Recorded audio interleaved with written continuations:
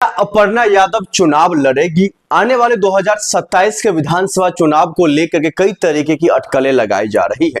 कहा यह जा रहा है जो एक तरफ उत्तर प्रदेश में जो प्रतीक यादव की मौत को लेकर के राजनीतिक गलियारों में बिल्कुल शांत पड़ा हुआ है, लेकिन वहीं दूसरी तरफ ये अंदेशा और अंदाजा लगाया जा रहा है राजनीतिक रूप से जो हो सकता है इस बार अपर्णा यादव चुनाव लड़ेंगी। लेकिन सवाल ये खड़ा हो रहा है जो वो किसके पक्ष में लड़ेगी और किसके खिलाफ लड़ेगी। क्या समाजवादी पार्टी के साथ आकर के वो भारतीय जनता पार्टी के खिलाफ चुनाव लड़ेगी? इस तरह की कई सारे चर्चाएं हो रही है और इसके पीछे का वजह क्या है ये तमाम चीज हम आपको बताएंगे। सबसे पहले हम आपको बता दें जो अभी इन तमाम मामलों को लेकर के कहा जा रहा है, एक तरफ अपर्णा यादव के पति प्रतीक यादव का इस दुनिया से चला जाना कहीं ना कहीं समाजवादी पार्टी में काफी कमी खिल रही है। लेकिन वहीं दूसरी तरफ अगर देखा जाए तो 2027 के विधानसभा चुनाव को लेकर के अखिलेश यादव जो समाजवादी पार्टी के प्रमुख के साथ साथ जो है वो मुखिया हैं और वो लगातार अब इस बात को लेकर के आगे बढ़ चढ़ करके आ रहे हैं जो आखिरकार किन कैंडिडेट को, किन जो कार्यकर्ताओं को टिकट दिया जाए जो वो सीट निकाल करके दे दे। और इसके पीछे का वो कई सारे वजह बता रहे हैं। वो ये कह रहे हैं जो उन्हीं कार्यकर्ताओं को टिकट मिलेगा इस विधानसभा चुनाव में जो जनता से मुखातिब होता हो, जो जनता के बीच में रहता हो, जो जनता के दुख और दर्द को महसूस करता हो, इन्हीं तमाम लोगों को टिकट दिया जाएगा। अब ऐसे में देखना ये होगा जो आने वाले वक्त में क्या कुछ होता है, ये तो खैर जो है महज कुछ महीने के बाद क्लियर हो जाएगा। लेकिन दर्शकों मैं आपको बता दूं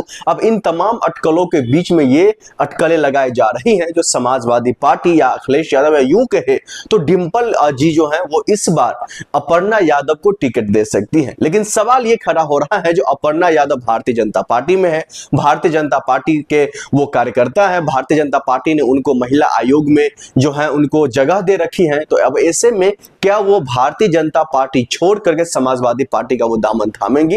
ये भी एक अपने आप में बहुत बड़ा सवाल है और इस तरीके का अंदाजा और अंदेशा इसलिए लगाया जा रहा है जो राजनीति में कुछ भी संभव है।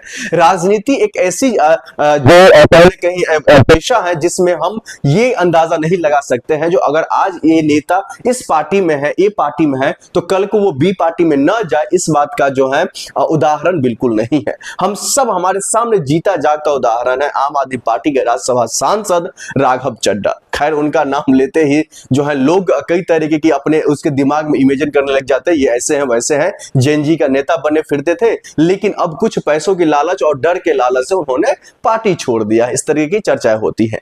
लेकिन अब इस बात से मैं एग्जाम्पल के तौर पर राघव चड्ढा का इसलिए दिया था जो राजनीति में कुछ भी संभव है। अब ऐसे में देखना यह होगा जो क्या वाकई में अपर्णा यादव जो समाजवादी पार्टी ही नहीं बल्कि पूरे जो है कहीं ना कहीं यादव की जो फैमिली है उत्तर प्रदेश में, जो अखिलेश यादव की जो फैमिली है, परिवार है, उसका एक अहम और जो है बहुत बड़ा चेहरा उभर करके इस बार निकल करके आई है और इसके पीछे का वजह किसी से छुपा हुआ नहीं है। 2022 के विधानसभा चुनाव से ठीक पहले वो समाजवादी पार्टी के तमाम पदों से इस्तीफा दे करके भारतीय जनता पार्टी ज्वाइन करती है और अंदेशा लगाया जाता था जो 2022 के विधानसभा चुनाव में हो सकता है भारतीय जनता पार्टी उनको बहुत बड़ी जिम्मेदारी के साथ साथ टिकट दे सकती है। लेकिन ऐसा कुछ भी नहीं हुआ है, हम लोग अंदाजा ही लगाते रह गए। उसके बाद निकाय चुनाव और कई तरीके की चुनावें बीत चुकी है लेकिन अभी तक कहा जा रहा है जो कहीं ना कहीं जो पोस्ट या जो जिम्मेदारी अपर्णा यादव डिजर्व करती थी उनको वो जिम्मेदारी और वो पोस्ट नहीं मिला है।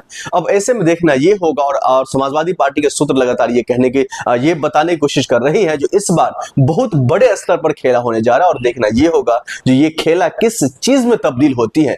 क्या भारतीय जनता पार्टी छोड़कर अपर्णा यादव समाजवादी पार्टी में शामिल होती है? क्या भारतीय जनता पार्टी के खिलाफ अपर्णा यादव चुनाव लड़ती है? और क्या जो समाजवादी पार्टी की जो मुखिया है अखिलेश यादव, क्या वो अपर्णा यादव को टिकट देते हैं, उनको किसी एक सीट से चुनाव लड़वाते हैं? ये भी अपने आप में बहुत बड़ा सवाल है। दर्शकों आप लोगों को क्या कुछ राय है? हमारा कमेंट बॉक्स आपके लिए दरवाजा खुला हुआ है, आप अपनी प्रतिक्रिया जरूर दीजिए। 2027 के विधानसभा चुनाव से ठीक पहले क्या ऐसा कुछ संभव है या फिर योगी जी का जो रणनीति है वो अपने योगी आदित्यनाथ जी जो मुख्यमंत्री है वो अपने रणनीति पर कायम रहेंगे? ये तो खैर आने वाले वक्त में ही पता चलेगा। आप तमाम लोग हमें सुझाव जरूर दें।